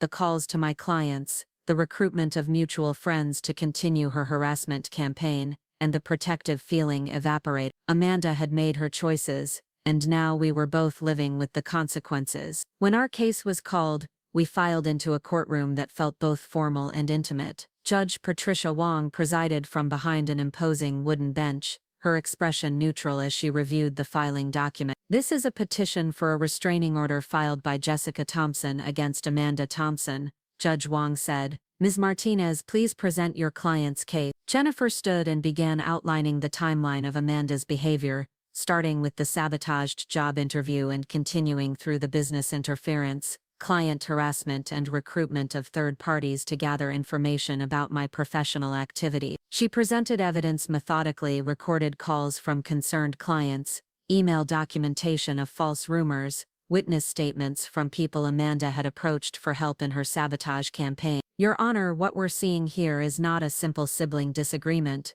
but a systematic campaign of harassment designed to destroy Ms. Thompson's livelihood and professional reputation. The respondent has demonstrated an escalating pattern of behavior that shows no signs of stopping without court intervention. When Jennifer finished, Amanda's lawyer stood to present her defense. His approach was exactly what Jennifer had predicted, portraying the situation as a family conflict that had been blown out of proportion. Your Honor, my client acknowledges that she made some phone calls expressing concern about her sister's professional associations, but these actions were motivated by genuine worry about Ms. Thompson's well-being, not malicious intent to harm her business. Amanda's lawyer argued that the calls to my clients and business partners were the result of misguided sisterly concern and that my decision to work with Ryan Mitchell, Amanda's ex-boyfriend, had created an emotionally charged situation that led to poor judgment on both sides. My client has already ceased all contact with Ms. Thompson's business associates and has no intention of continuing any behavior that could be construed as harassment. A restraining order is an extreme remedy that would unnecessarily criminalize what amounts to a family disagreement. Judge Wong listened to both presentations without visible reaction,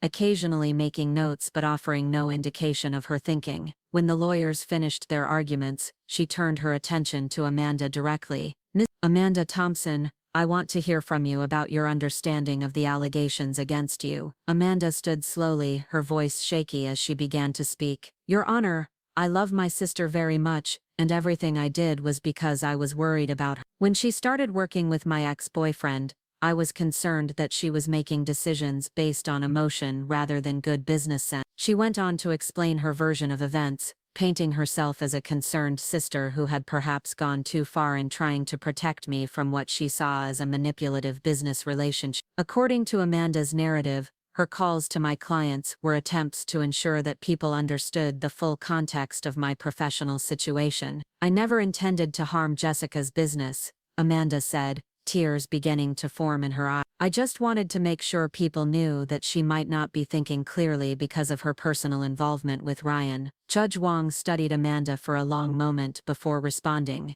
Thompson, regardless of your stated intentions, you contacted multiple business establishments to spread concerns about your sister's mental stability and professional competence. Can you explain why you believed this was appropriate behavior? Amanda's composure began to crack under the judge's direct questioning. I was scared that Jessica was being manipulated, and I thought people should know that she might not be making good decisions. And did it occur to you that spreading concerns about someone's mental stability to their professional contacts could damage their livelihood? I didn't think about it that way at the time, Amanda admitted, her voice barely audible. What about the fact that you recruited mutual friends to continue gathering information about your sister's business activities after you received a cease and desist letter? Amanda's lawyer quickly stood to object, but Judge Wong waved him back down. I want to hear from Ms. Thompson direct. I just wanted to know that Jessica was okay, Amanda said, but her explanation sounded weak even to my ears. Judge Wong then turned to me. Ms. Jessica Thompson,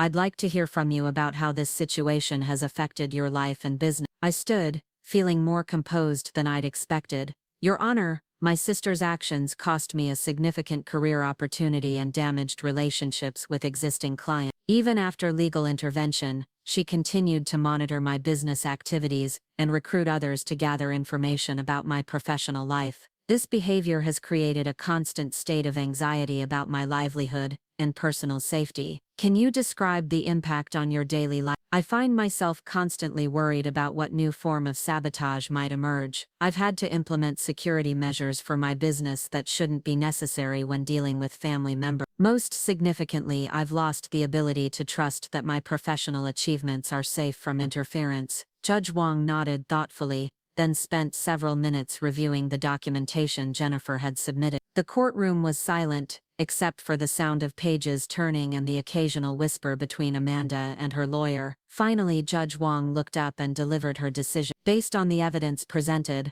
I find that Amanda Thompson engaged in a pattern of behavior that constitutes harassment and interference with Jessica Thompson's business relationships. While the respondent claims her actions were motivated by concern, the systematic nature of the contact with multiple business entities, the false statements about the petitioner's mental stability, and the continued surveillance after legal intervention demonstrate a pattern that goes beyond reasonable family concern. I felt my heart racing as Judge Wong continued. I am granting the petitioner's request for a restraining order. Amanda Thompson is hereby prohibited from contacting Jessica Thompson directly or indirectly, from contacting any of her business associates or clients, from approaching within 500 feet of her residence or place of business, and from recruiting third parties to gather information about her professional or personal activity. The judge went on to specify that the order would remain in effect for 1 year, with the possibility of renewal if necessary. She also warned Amanda that any violation of the order would result in immediate arrest and criminal charges. As we left the courthouse, I felt a mixture of relief and sadness that was difficult to process. The legal victory was complete and necessary,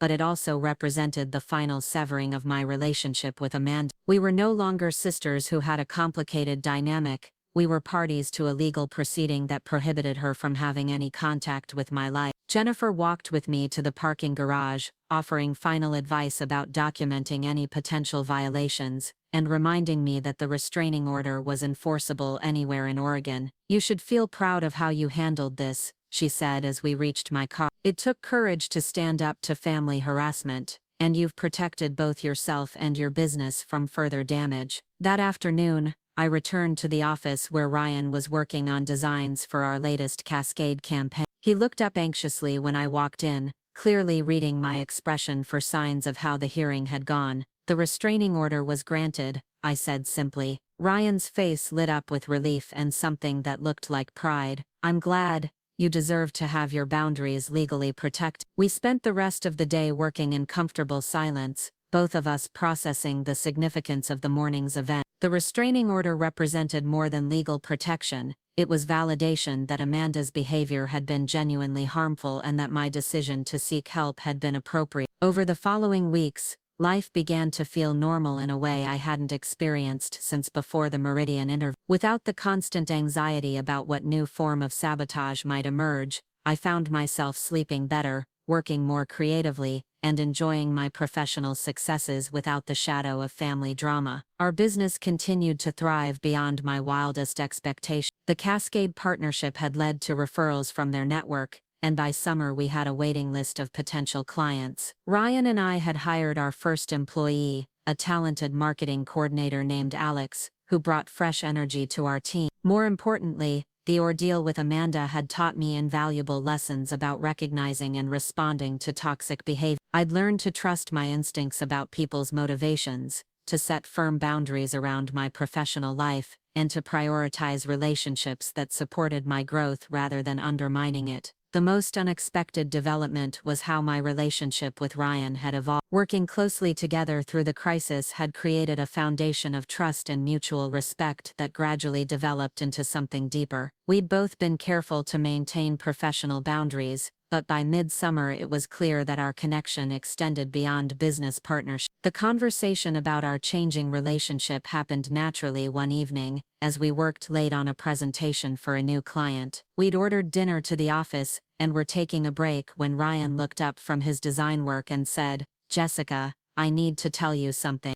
"What's that?" "I think I'm falling in love with you, and I want you to know that this has nothing to do with Amanda or our history. It's about who you are and how you've handled everything we've been through together." I felt my heart skip in a way that had nothing to do with anxiety and everything to do with possibility. I've been feeling the same way, but I was worried about complicating our business relationship.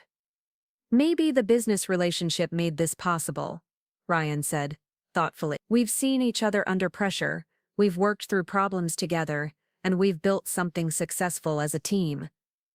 That's a pretty solid foundation for anything else we might want to build." Our romantic relationship developed slowly and thoughtfully, with both of us committed to maintaining the professional excellence that had brought us together. The business continued to grow, but now it was supported by personal partnership that made every success more meaningful. By fall, we'd moved into a larger office space and hired 2 additional team members. Our client roster included some of the most prestigious brands in the Pacific Northwest, and we'd been featured in Portland Business Journal as one of the city's fastest-growing marketing consultants. The article included a photo of Ryan and me in our office, surrounded by awards from successful campaigns, and smiling with the kind of genuine happiness that comes from building something meaningful together. Looking at that photo, I was struck by how different my life had become since the morning I'd discovered Amanda's betrayal through a sabotaged job interview. Amanda had tried to destroy my career and my relationship with Ryan, but her sabotage had ultimately pushed me toward both professional success and personal happiness that exceeded anything I could have imagined. The sister who'd wanted to limit my potential had inadvertently freed me to discover what I was truly capable of achieving. I never saw or heard from Amanda again after the restraining order hearing, though I occasionally received updates through mutual friends who mentioned her various attempts to rebuild her life. She'd moved to Seattle, started working for a photography studio, and according to reports was focusing on her own career rather than monitoring mine. I genuinely hoped she would find happiness and success in her new life, but I felt no desire to reconnect or repair our relationship. The Amanda I'd loved and supported for 28 years had never really existed. She'd been a carefully constructed image designed to hide someone who was fundamentally threatened by other people's achievement. The restraining order expired after a year without any violations, and I chose not to renew it. By that point, Ryan and I were engaged. Our business was thriving beyond our original projections, and Amanda felt like a character from someone else's story rather than a threat to my current life. Our wedding took place the following spring in a small ceremony overlooking the Columbia River Gorge. The guest list was carefully curated to include only people who genuinely celebrated our success and supported our relationship. My parents were notably absent, having made it clear that they still viewed my legal action against Amanda as an unforgivable betrayal of family loyalty. Standing at the altar with Ryan, surrounded by friends and colleagues who had witnessed our journey from desperate business partnership to thriving personal and professional collaboration, I felt complete in a way I'd never experienced. We'd built something beautiful from the ashes of Amanda's sabotage, something that belonged entirely to us and reflected our shared values of mutual support and genuine partnership. The business we'd started as a defensive response to family betrayal had become one of Portland's most successful boutique marketing firms. More importantly, it had taught us both what real partnership looked like when it wasn't complicated by jealousy, manipulation, or the expectation that one person's success diminished the other's work. During the reception, as Ryan and I danced to our first song as a married couple, I thought about the journey that had brought us to this moment. Amanda had sabotaged my interview, believing it would limit my opportunities and damage my confidence. Instead, her betrayal had pushed me toward opportunities I never would have pursued, and a relationship I never would have discovered if I'd taken the safe corporate path she'd tried to destroy. The irony wasn't lost on me that Amanda's jealousy of my success had ultimately created the conditions for greater success than I'd ever imagined possible. Her inability to celebrate my achievements had freed me from the exhausting burden of managing her insecurities and allowed me to build a life where my accomplishments were genuinely celebrated and supported. As the evening progressed and I watched our guests enjoy themselves at our celebration, I felt profoundly grateful for every difficult moment that had led to this happiness. The pain of family betrayal had been real and devastating, but it had also been educational in ways that would protect and guide me for the rest of my life. I'd learned to recognize the difference between people who supported my growth and people who felt threatened by it. I'd discovered that love without respect was actually dependence, and that the most loving thing I could do for myself was to stop accepting unacceptable behavior from people who claimed to care about me. Most importantly, I'd learned that when someone tries to sabotage your dreams, the best response isn't revenge or retaliation.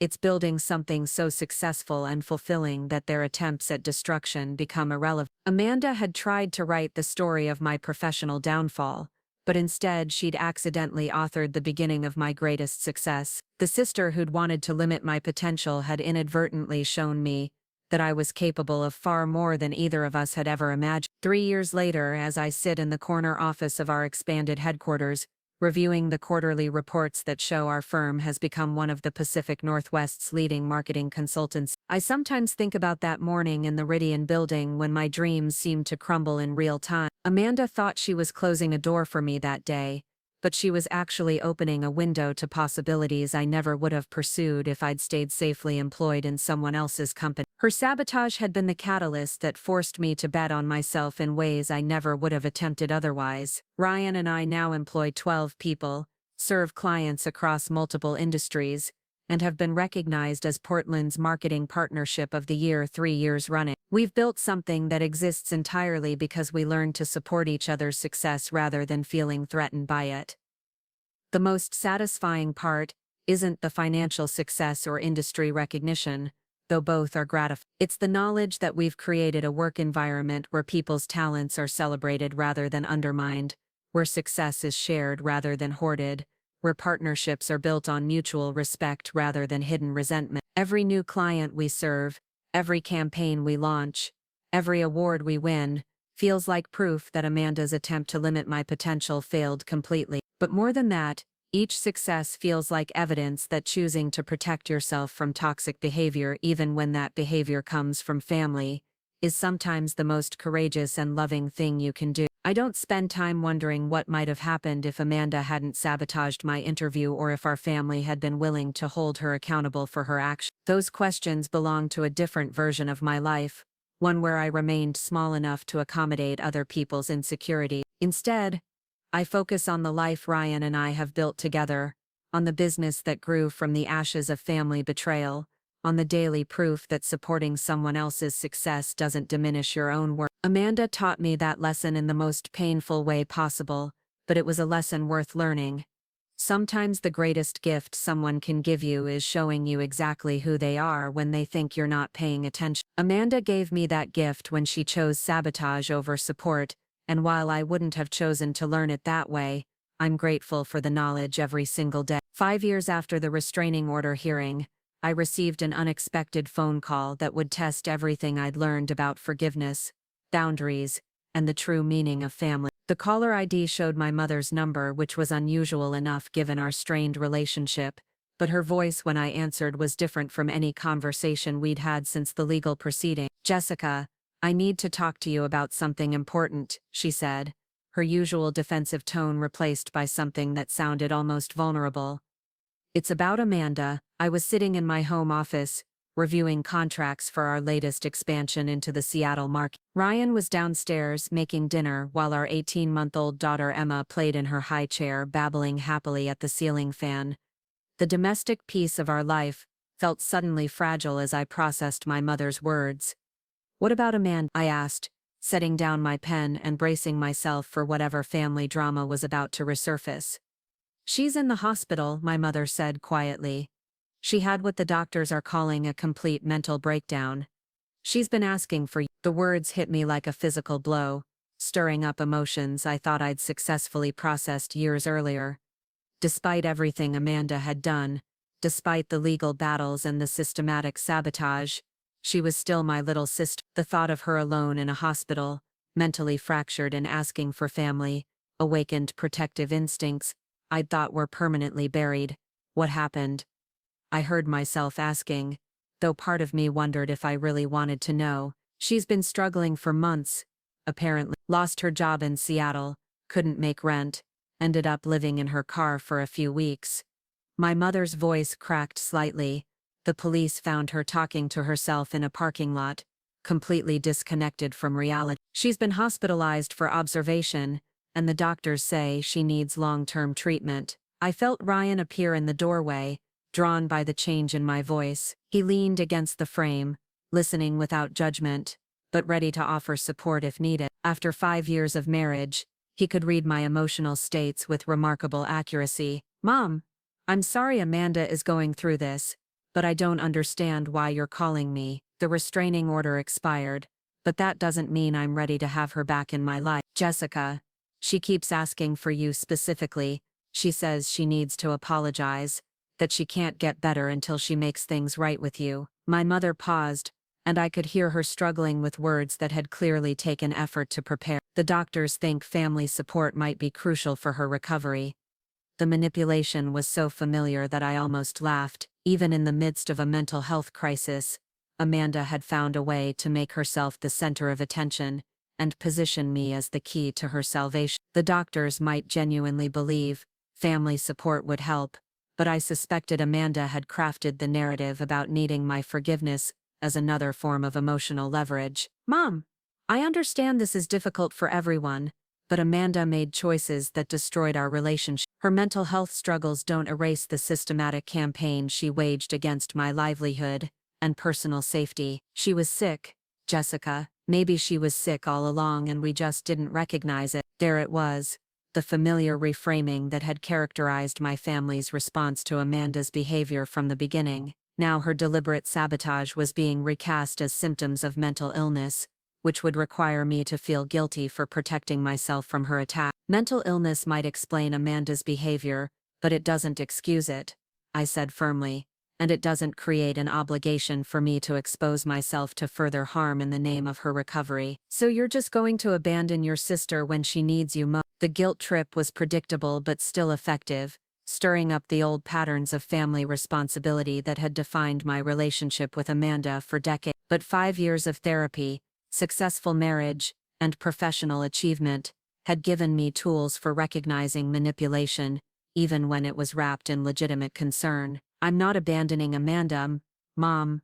I'm maintaining boundaries that protect my family and my well-being. Those are different things." After I hung up, I sat in my office processing the conversation while Ryan waited patiently for me to share what had happened. Emma's laughter drifted up from the kitchen, a reminder of the life we'd built and the responsibilities I now had beyond managing my family of origin's drama. "Amanda's in the hospital," I said finally, explaining the situation and my mother's request that I visit to aid in Amanda's recovery. Ryan listened without interrupting, then sat down across from me with the thoughtful expression he wore when working through complex problems. "How do you feel about it?" he asked, characteristically cutting through the external pressure to focus on my actual emotion. "Guilty, worried, angry and confused," I admitted. "Part of me wants to help because she's still my sister, but a bigger part of me recognizes this as another manipulation tactic, even if she's genuinely struggling with mental health issues." "Those feelings can coexist," Ryan said gently. "You can feel sorry for Amanda's current situation while still protecting yourself from repeating old patterns." Over the next few days, I found myself thinking constantly about Amanda's hospitalization and my mother's request. I consulted with Dr. Sarah Martinez, the therapist I'd been seeing periodically since the restraining order proceedings, about how to navigate the situation without compromising my own mental health. "The fact that Amanda is asking for you specifically should be a red flag," Dr. Martinez said during our session. "Genuine recovery focuses on personal accountability and internal healing, not on obtaining forgiveness from people you've harmed. But what if she really has changed? What if this breakdown was the wake-up call she needed to recognize how destructive her behavior was? It's possible, but unlikely to have happened in the few weeks since her hospitalization. More importantly, your responsibility isn't to facilitate Amanda's recovery, it's to protect your own well-being and that of your family. Dr. Martinez helped me understand that visiting Amanda in the hospital would send a message that extreme behavior was an effective way to regain access to my life. Even if Amanda's current crisis was genuine, responding to it by abandoning my boundaries would reward the same patterns that had made the boundaries necessary in the first place. Instead of visiting, I decided to write Amanda a letter that could be delivered through the hospital staff. The letter took me days to compose, balancing honesty about our history with compassion for her current struggles. Amanda, I wrote, I've learned about your hospitalization and your request to see me. While I'm sorry you're going through this difficult time, I cannot visit you or re-establish contact. The behaviors that led to our estrangement were systematic and deliberate, and they caused lasting damage to my personal and professional life. Your current mental health crisis doesn't erase that history or create an obligation for me to set aside the boundaries that protect my family. I genuinely hope you receive the treatment you need and find peace in your life, but that healing process needs to happen without my involvement. I wish you well in your recovery. Sending the letter felt both cruel and necessary. I was declining to be the hero in Amanda's recovery story, choosing instead to maintain the boundaries that had allowed me to build a stable, successful life. My mother's response to my decision was predictably hostile. She called the letter heartless and accused me of caring more about old grudges than my sister's life. My father weighed in with his own disappointment, suggesting that I'd become cold and calculating since my success in business. But for the first time in my adult life, my family's disapproval didn't shake my confidence in my decisions. 5 years of therapy, marriage, motherhood, and professional achievement had taught me to trust my own judgment over other people's opinions about what I should do. The most unexpected validation came from an unlikely source. 3 weeks after Amanda's hospitalization, I received a call from Michelle, her former college roommate, who had warned me about Amanda's ongoing surveillance years earlier. I wanted you to know that I think you made the right decision about not visiting Amanda, Michelle said. I went to see her last week, and she spent the entire time talking about how unfair it was that you wouldn't come, how your success had always made her feel worthless, and how she couldn't get better until you forgave her. What did you tell her? I told her that her recovery couldn't depend on other people's actions, and that maybe she should focus on understanding why she felt the need to sabotage people she claimed to love. Michelle paused. She didn't take that well. She accused me of taking your side and said I never understood the pressure of having a perfect sister. The conversation confirmed my suspicions that Amanda was using her mental health crisis as another opportunity to avoid accountability for her choices. Even in therapy, she was apparently focusing on external factors like my success rather than examining her own destructive patterns. 6 months later,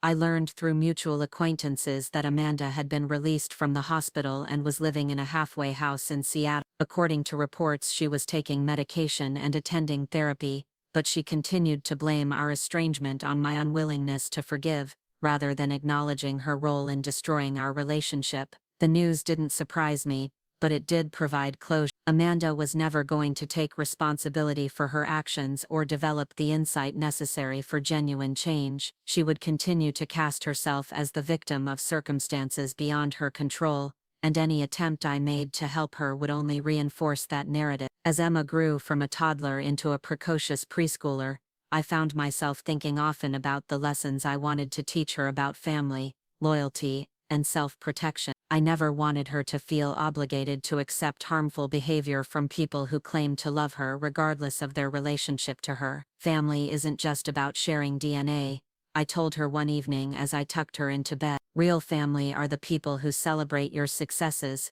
support your dreams, and treat you with respect even when they're upset with you. Emma nodded solemnly, as if she understood the importance of what I was telling her, though at 4 years old the concepts were probably still too abstract for her to grasp fully. Our business continued to flourish, expanding into new markets and earning recognition as one of the Pacific Northwest's most innovative marketing firms. Ryan and I had struck a balance between professional ambition and family life that felt sustainable and fulfilling. We'd proven that it was possible to build something successful while maintaining the values that had brought us together. The most satisfying part of our success was knowing that it had been achieved without compromising our integrity or sacrificing our relationship to business pressure. We'd learned from Amanda's example how destructive jealousy and competition could be, and we'd built our partnership on the opposite principles: mutual support, shared celebration of achievements, and genuine investment in each other's growth. When Emma was 5, she asked me why she didn't have an aunt like her friends at school.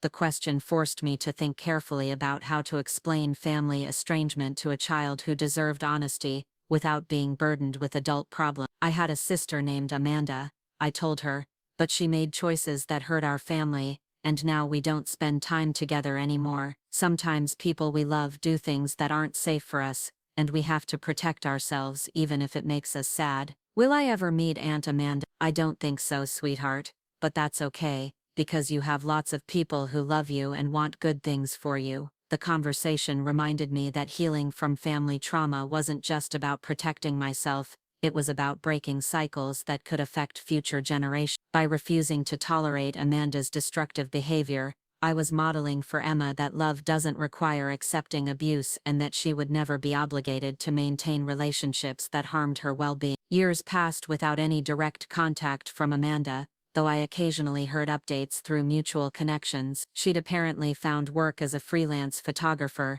was living independently, and seemed to have achieved some stability in her mental health. I genuinely hoped she was finding peace and purpose in her life, but I felt no desire to reconnect or repair our relationship. The absence of Amanda from my life had initially felt like a loss, but over time it had become a relief. Holidays were more peaceful. Family gatherings with Ryan's relatives were free from drama, and I never had to worry about protecting my professional success from sabotage. The space that Amanda's toxicity had occupied was filled with healthier relationships, creative projects, and the simple pleasure of living without constant vigilance. On Emma's 7th birthday, as I watched her blow out candles surrounded by friends who celebrated her happiness without reservation, I felt profoundly grateful for every difficult decision that had led to this moment. Amanda's sabotage had pushed me toward a life I never could have imagined if I'd stayed in the corporate world she'd tried to keep me from leaving. The sister who'd wanted to limit my potential had inadvertently freed me to discover capabilities I didn't know I possessed. Her jealousy had taught me to recognize genuine support,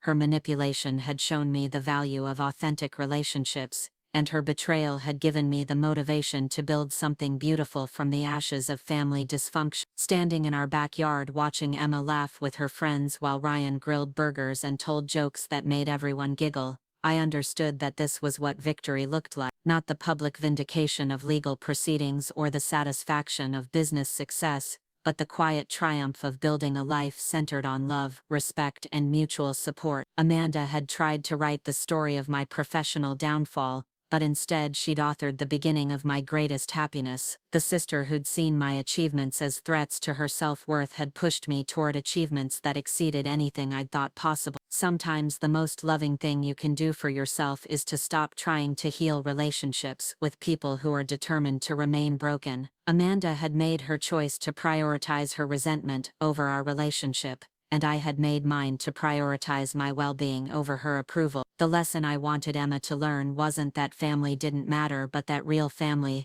the kind worth fighting for, was built on foundation of respect, celebration, and genuine care for each other's happiness. Amanda had never been willing to be that kind of sister, but Ryan had become that kind of partner, and together we were raising Emma to expect nothing less from the people who claimed to love her. Looking back, I could see that Amanda's sabotage had been a gift wrapped in the most painful packaging possible. She'd forced me to discover my own strength, taught me to trust my instincts about people's character, and pushed me toward a life that reflected my values rather than my fear. The best revenge I'd learned wasn't causing harm to the person who'd hurt you, it was building something so fulfilling and successful that their attempts at destruction became irrelevant. Amanda had tried to make me small enough to accommodate her insecurities, but instead she'd shown me that I was capable of being much larger than either of us had ever imagined. Up next, you've got 2 more standout stories right on your screen. If this one hit the mark, you won't want to pass these up.